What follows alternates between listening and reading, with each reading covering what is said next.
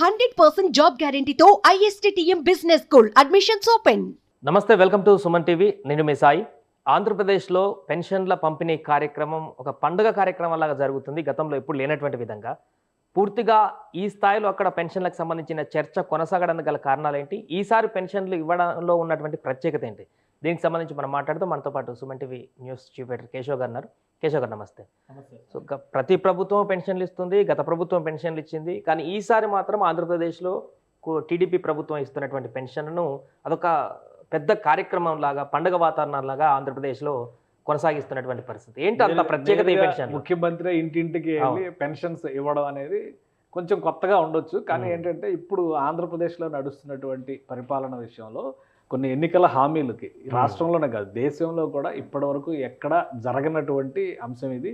పెన్షన్స్కి సంబంధించి ఒకేసారి 7,000 రూపాయలు ఒక్కొక్క లబ్ధిదారుకి ఇవ్వడం అనేది, అంటే 4,000 రూపాయలు పెంచినటువంటి పెన్షన్ 3,000 ప్లస్ 1,000 రూపాయలు, 3 నెలల బకాయిలు మొత్తం కలిపి 7,000 రూపాయలు. ఇది మేజర్, ఎందుకంటే వృద్ధాప్య పెన్షన్స్లో మేజర్ కోట వృద్ధాప్య పెన్షన్స్ ఉంటాయి కాబట్టి దీన్ని మనం కన్సిడర్ చేయాలి. ఇంకోటి 4,408 కోట్ల రూపాయలని ఈరోజు ప్రభుత్వం ప్రజల లబ్ధిదారులందరికీ కూడా బట్వాడా చేస్తుంది. అందుకనే ముఖ్యమంత్రి స్థాయి నుంచి, డిప్యూటీ సీఎం నుంచి మంత్రులు, ఎమ్మెల్యేలు, ప్రజాప్రతినిధులు అందరూ కూడా నేరుగా వెళ్ళి ఇచ్చేటువంటి ప్రయత్నం చేశారు. గత 5 సంవత్సరాల్లో వాలంటీర్ల వ్యవస్థ లేకపోతే పెన్షన్ల డిస్బర్స్మెంట్ అనేది సాధ్యమే కాదు అనేటువంటి రీతిలో జరిగినటువంటి వ్యవహార శైలికి ఇప్పుడు ప్రభుత్వమే ఒక బాధ్యతగా తీసుకుని ముందడుగు వేసేటువంటి ప్రయత్నం, ఇది ప్రజలకి అర్థమయ్యే విధంగా చెప్పేటువంటి ప్రయత్నం. ఆల్రెడీ చంద్రబాబు నాయుడు గారు ఒక కామెంట్ చేశారు, ఎలక్షన్స్ టైంలో తీసుకున్నటువంటి నిర్ణయాల వల్ల 33 మంది వయోవృద్ధులు ప్రాణాలు కోల్పోయినటువంటి పరిస్థితి. ఇది ఉద్దేశపూరితంగా రాజకీయ దురుద్దేశాలతో జరిగినటువంటి ఘటన అనేది ఆయన చేస్తున్నటువంటి విశ్లేషణ. అయితే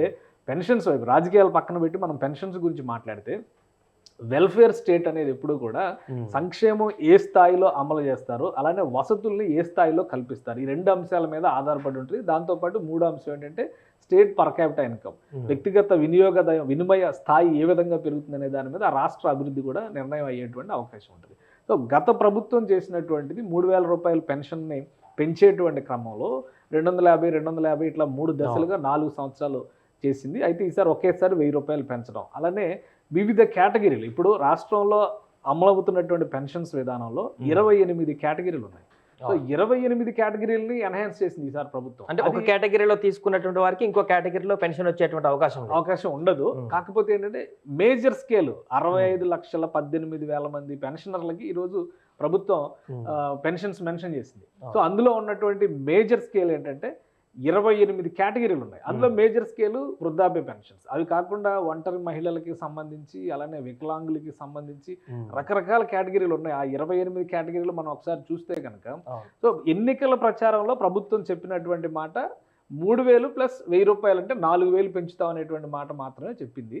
దానికి అదనంగా ఈ ప్రభుత్వం అంటే ఎన్డీఏ ప్రభుత్వం తీసుకున్నటువంటి నిర్ణయం ఏంటంటే, మొత్తం 28 కేటగిరీల్లో క్రిటికల్ స్టేజ్ పెన్షనర్స్ ఎవరైతే ఉన్నారో, అంటే ఆరోగ్య రీత్యా కంప్లీట్ బెడ్ రిడన్, అంటే మంచానికి పరిమితమైనటువంటి బాధిత వర్గాలకి ఏకంగా 15,000 రూపాయల వరకు పెన్షన్స్ పెంచినటువంటి పరిస్థితి. అంటే వెల్ఫేర్ స్టేట్ అని చెప్పడానికి ఇప్పుడు ఒక ఉదాహరణ ఏంటంటే, ఇటువంటి నిర్ణయాలు తీసుకున్నప్పుడు రాష్ట్ర ప్రభుత్వాల బాధ్యత, ప్రజలకి శ్రేయోరాజ్యం ఇవ్వడం అనేది ప్రభుత్వాల బాధ్యత. అదే క్రమంలో నార్మల్గా ఇచ్చే పెన్షన్స్ని 1,000 రూపాయలు చొప్పున పెంచింది.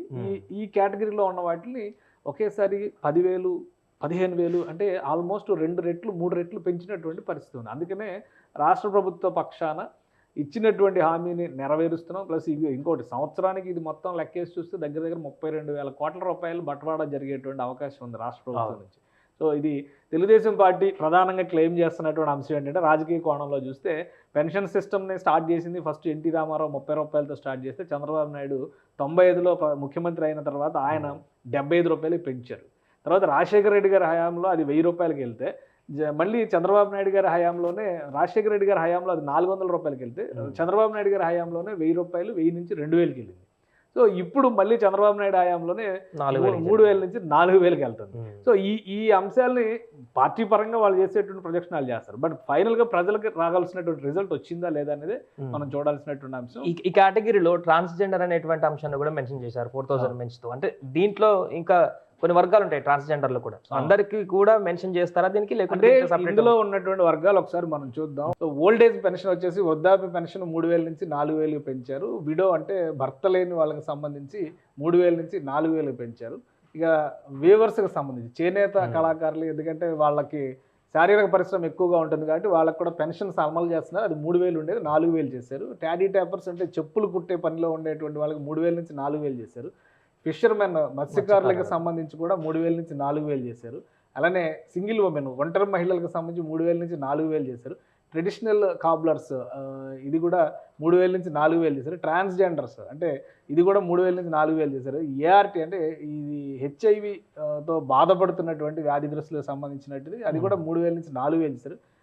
డప్పు ఆర్టిస్టులకి 3,000 నుంచి 4,000 చేశారు.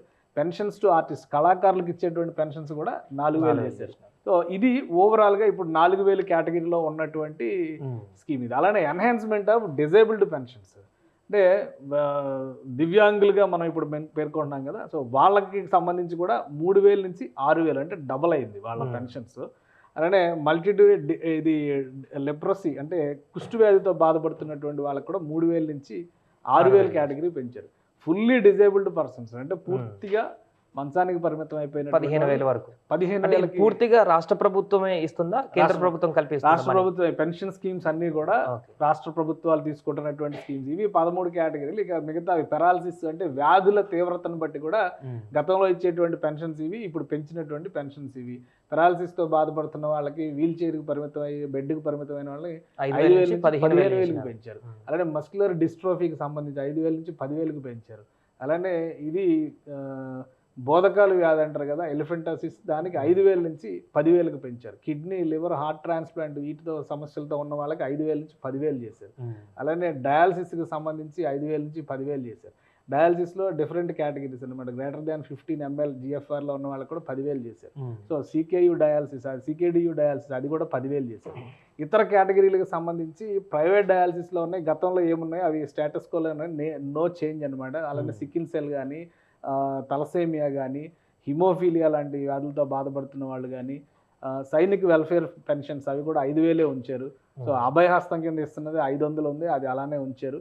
అమరావతి ల్యాండ్లెస్ పూర్ అనేది ఒకటి. ఇది మొత్తం ఈ 28 కేటగిరీలని ఈరోజు రాష్ట్ర ప్రభుత్వం ప్రజలకి అంటే ఎవరైతే లబ్ధిదారులు ఉన్నారో వాళ్ళందరికి కూడా డిస్బర్స్ చేస్తుంది.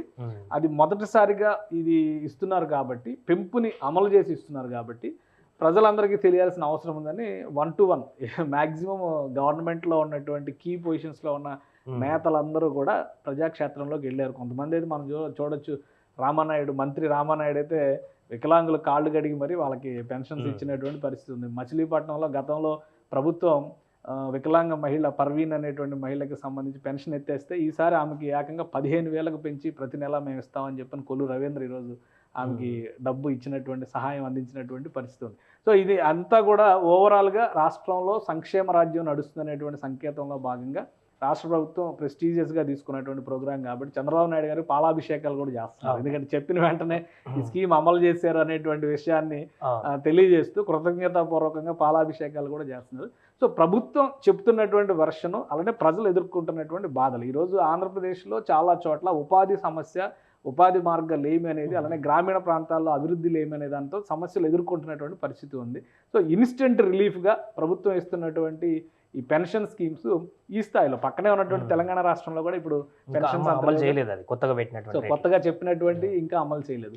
ఇమ్మీడియట్గా అమలు చేస్తున్నారు. ఒక రకంగా లోటు బడ్జెట్లో ఉన్న రాష్ట్రం, ఆర్థికంగా ఇబ్బందులు ఎదుర్కొంటున్నటువంటి రాష్ట్రం. అలానే 1వ తేదీ వచ్చేసరికి ఆంధ్రప్రదేశ్కి దగ్గర 10,000 నుంచి 11,000 కోట్ల రూపాయలు నగదు రూపంలో కావాలి. దీనికి 4,408 కోట్ల రూపాయలని ప్రభుత్వం అరేంజ్ చేసింది. అలానే జీతాల పంపిణీకి సంబంధించి 1వ తేదీనే జీతాలు వేస్తాం, దానికి సంబంధించి 6,500 కోట్ల రూపాయల సమీకరణ జరగాల్సినటువంటి పరిస్థితి ఉంది. దాదాపు 10,000 కోట్ల రూపాయలు ప్రభుత్వం 1వ తారీఖు వచ్చేసరికి సమకూర్చుకోవాలి. సో ఇంత ధైర్యంగా చంద్రబాబు నాయుడు గారు ముందు అడుగు వేయడం అనేది కూడా ఒక సాహసంగా మనం చూడాల్సి ఉంటుంది. కాబట్టి ప్రజల నుంచి కూడా పాజిటివ్ రెస్పాన్స్ వస్తున్నటువంటి పరిస్థితి ఉంది. Right sir. సో అది మొత్తానికి ప్రస్తుతం పెన్షన్ల పంపిణీ కార్యక్రమం ఆంధ్రప్రదేశ్లో అట్టహాసంగా కొనసాగుతుంది. ఎట్ ఏ టైం 7,000 రూపాయలు ఒక ఇంటికి బల్క్గా అమౌంట్గా వెళ్తున్నాయి. అంటే ఒకరిద్దరు ఇంకెక్కువ లబ్ధిదారులు ఉంటే పెద్ద అమౌంట్ అక్కడికి వెళ్తుంది కాబట్టి ఇది లబ్ధిదారులకు కూడా ఎంతో ఆనందాన్ని ఇచ్చేటువంటి ఒక సమయంగా మారింది. దీంతోనే అక్కడ చంద్రబాబు కానీ మిగతా నేతలందరూ కూడా పాలాభిషేకాలు చేస్తూ ప్రభుత్వానికి నీరాజనాలు పలుకుతున్నారు. ఏదేమైనా కూడా పెన్షన్ల కార్యక్రమం అనేది దేశవ్యాప్తంగా ఆంధ్రప్రదేశ్లో ఎక్కువ అమౌంట్తో కొనసాగుతున్నటువంటి పథకంగా ప్రస్తుతం కొనసాగుతుంది.